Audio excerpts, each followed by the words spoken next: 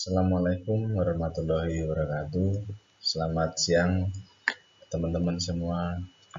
Kita bertemu lagi di acara Tim Ambasador. Kali ini kita membawakan materi tentang kerjasama tim.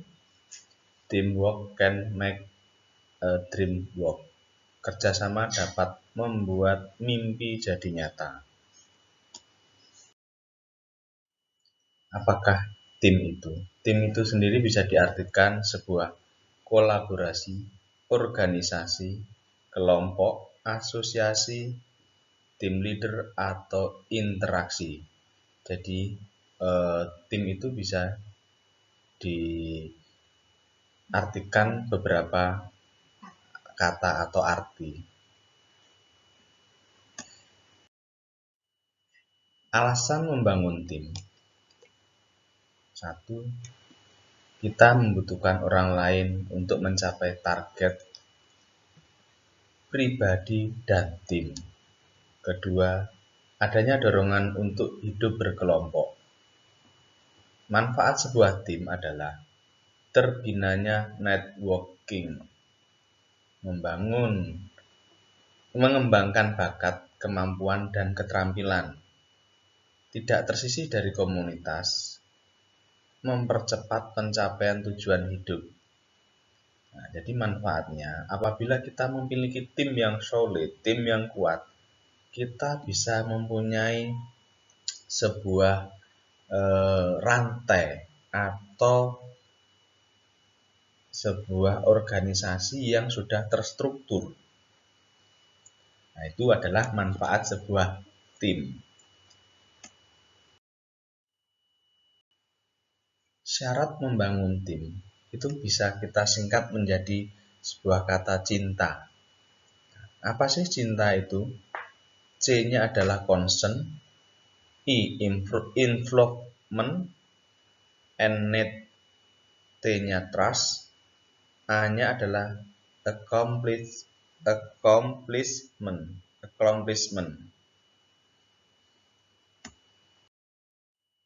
Arti cinta itu sendiri adalah C-nya rasa peduli terhadap sesama, rasa peka pada misi dan tujuan. Jadi kita harus peduli sesama tim, sesama teman, sesama relasi dan lain sebagainya. I-nya adalah involvement. Involvement sendiri adalah kita dituntut untuk berkembang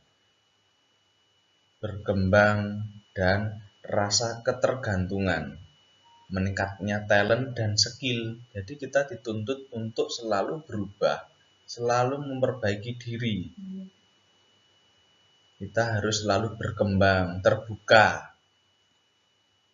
N-nya adalah needs. Needs itu adalah rasa solidaritas tumbuh cukup tinggi. Kedua, merasa diperhatikan tim. Maksudnya di sini adalah kita harus selalu saling solidaritas satu sama lain.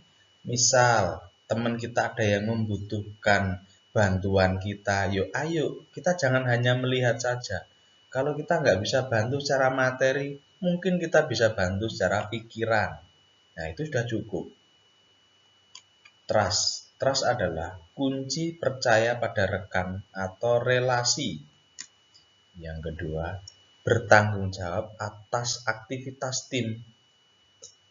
Jadi, tim itu pasti akan ada yang namanya sebagai leader, ada yang namanya sebagai orang yang mengingatkan, ngasih nasihat.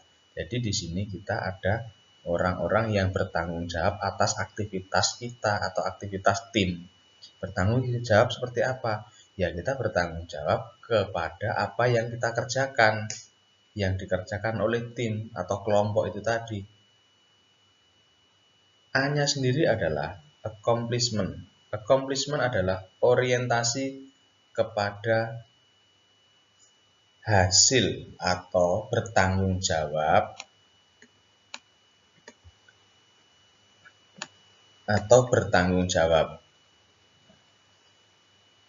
Jadi yang dimaksud orientasi adalah itu hasilnya itu yang bagaimana. Kita bisa mempertanggungjawabkan hasil itu sendiri. Oke, sampai di sini mungkin ada pertanyaan sebelum kita ke slide berikutnya.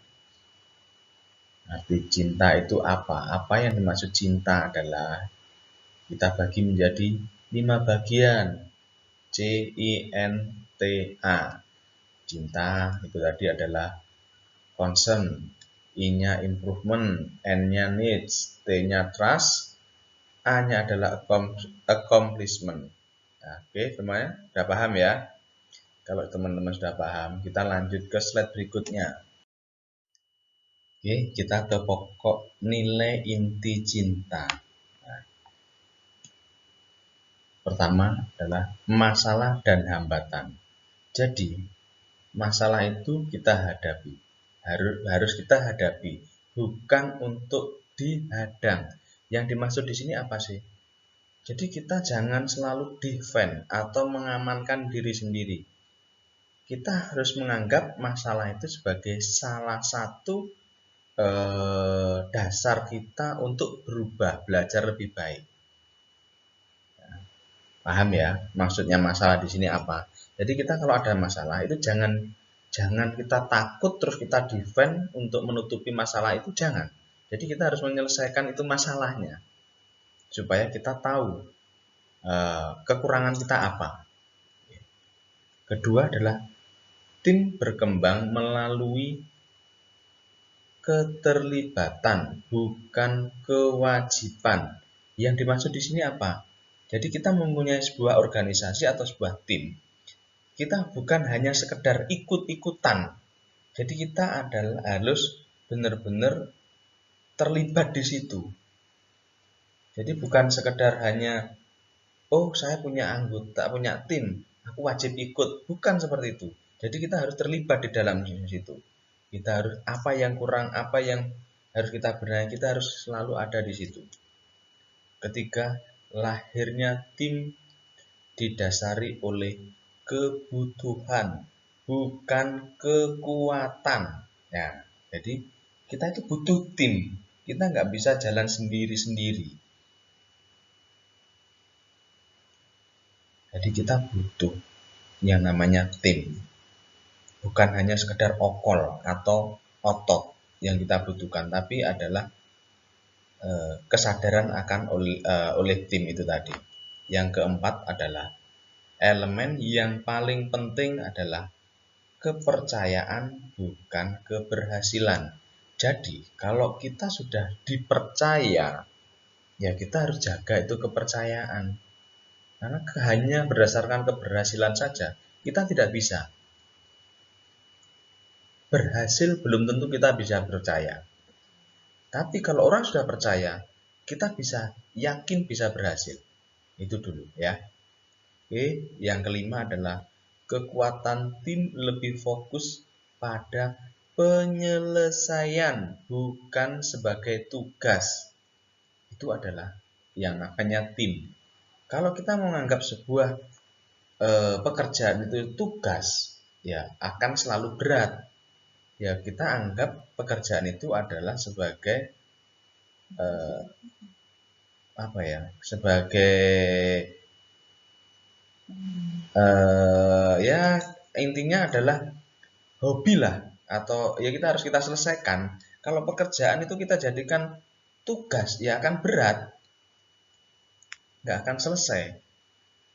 Bukan nggak selesai sih, jadi kesannya itu kita terbebani. Tapi kalau kita menyelesaikan akan lebih ringan dan lebih mudah kita jalankan. Oke, sampai di sini sudah jelas ya.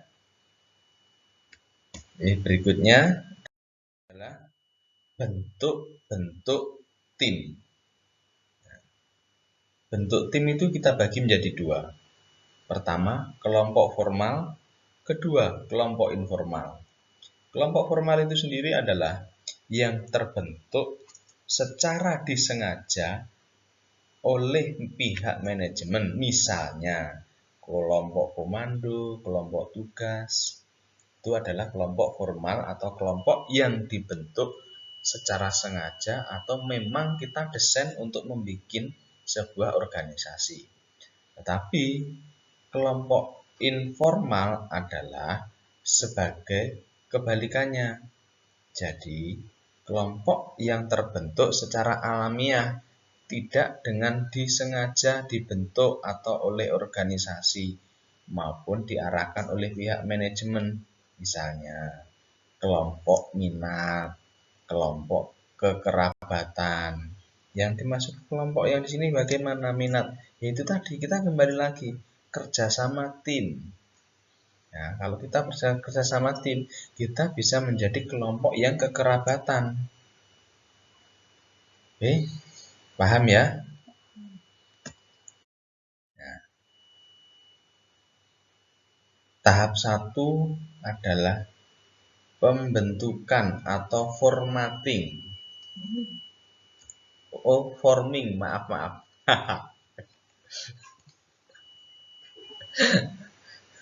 Tahap 2, badai atau storming. Tahap 3, pembentukan norma atau norming. Tahap 4, berprestasi atau performing. Tahap 5, pemutusan atau adjourning. Apa sih tahap 1 tadi pembentukan itu? Pembentukan adalah ditandai dengan adanya kesadaran antara anggota dalam proses pembentukan tugas dari tim ditugaskan dari tim adalah berusaha untuk berorientasi kepada tujuan dan prosedur dari tim. Tahap 2, badai atau storming. Apa sih itu badai? Yaitu konflik mulai timbul yang merupakan pertanda masuknya tahap kedua. Tahap ini ditandai dengan adanya penolakan serta reaksi emosional terhadap tuntutan. Itulah yang dimaksud dengan badai. Tahap 3 adalah pembentukan norma atau norming. Pada tahap ini, tim mulai menyusun kesepakatan mengenai tugas yang harus dilakukan. Penjelasan mengenai perilaku apa yang diharapkan dari para anggota. Jadi, tahap 3 ini adalah kita menentukan atau membentuk. Tahap 4 adalah prestasi. Kenapa disebut prestasi? Karena kita dapat menghasilkan produktivitas. Tugas utama adalah pemecahan masalah dan semua usaha tim diarahkan kepada pencapaian tujuan. Tahap 5, pemutusan. Berakhirnya tugas-tugas serta pemutusan antar anggota tim. Prinsip membina tim itu kita ada 12. Pertama, hindari debat kusir. Karena kalau kita berdebat, nggak akan menyelesaikan sebuah masalah. Kita dituntut untuk menyelesaikan masalah, bukan memperdebatkan sebuah masalah. Kedua, hormati pendapat orang lain, hindari mengatakan kamu salah. Jadi kita harus bisa selalu saling menghargai satu sama lain. Jangan pernah kita ngejudge seseorang kamu salah. Itu adalah hal yang kurang pas. Ketiga, bila Anda salah, segera akui dengan simpatik. Maksudnya di sini kita harus jujur, kita harus berani. Kalau kita salah ya kita harus fair ngomong gitu loh. Yang keempat adalah mulai dengan cara ramah tamah. Nah, di sini jadi kita harus sering santai, ngobrol bareng kayak gitu ya. Kelima, dapatkan respon ya, ya, ya.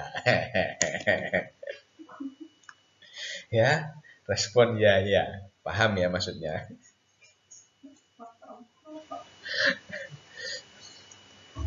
Keenam, ajak orang lain berbicara banyak. Jadi kita dituntut ngomong ngakeh tapi sing berkualitas. Bukan hanya sekedar ngomong tapi nggak ada tujuan, nggak ada hasil. Nah, itu yang kurang pas.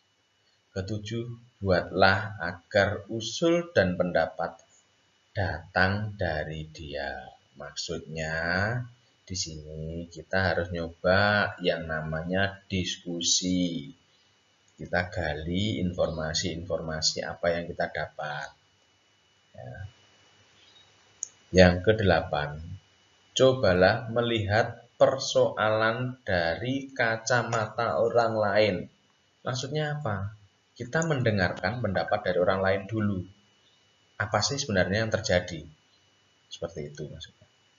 Yang kesembilan adalah bersimpatilah dengan keinginan orang lain. Maksudnya, kita hargai pendapat orang lain.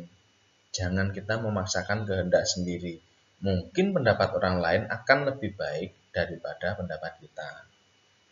10. Himbau dengan motif yang anggun. Himbau dengan motif yang agung, bukan agung ya, anggun ya, tapi agung.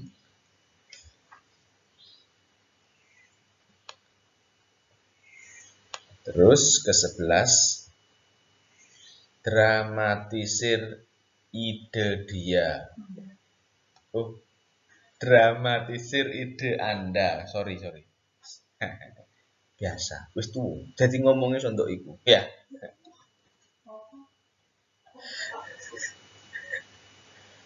Ya. Ke-12, beri tantangan untuk maju. Maksudnya, kan kita ada tim, kita punya teman, kita punya organisasi, ya kita coba membuat sebuah kompetisi ya, supaya kita bisa berprestasi, kita bisa saling membantu atau saling bersaing untuk kebaikan. Oke, paham ya sampai di sini ya? Ingat, kebersamaan itu seperti permulaan. Kemudian, menjaga kebersamaan merupakan kemajuan dan bekerja bersama merupakan keberhasilan. Ya. Oke, jelas ya sampai di sini. Kalau teman-teman semua sudah jelas, terima kasih atas waktunya. Untuk itu saya akhiri. Terima kasih. Assalamualaikum warahmatullahi wabarakatuh.